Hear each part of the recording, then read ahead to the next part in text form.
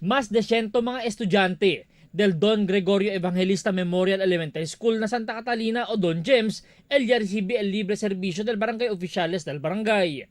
Después que inicia el lideres, ta encabeza el capitán y elegido Consal Jimmy Villaflores, el de ila libre corta de pelo y feeding program también. Asigun con el capitán, parte asigun del de ila brigada escuela, y mientras taman enroll el mga estudyante, el pwede sila receive el libre servisyo. Libreng gupit plus supplemental feeding con el kinder and grade 1 supplemental.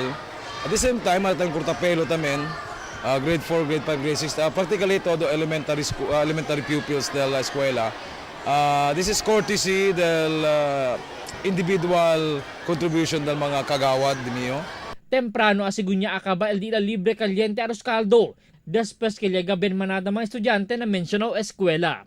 Asigun pa con Villaflores, un jutay ayuda lang para con el mga mayores, quien tapri manda entra eskwela con el di ilang mga anak. El taman de cortapelo ahora, el 30, 35 peso, 40 el mga bata. So si aquí, siguro estela namon jutay ayuda na opening del klase para con el mga bata. Mira kami si kay every opening del klase, el mayores na machempo ko na bata liba na barbershop. Ayer, el Capitán Jodiver Arquiza del Talon-Talon niya conduci también el semejante actividad na Barangay Bungyao.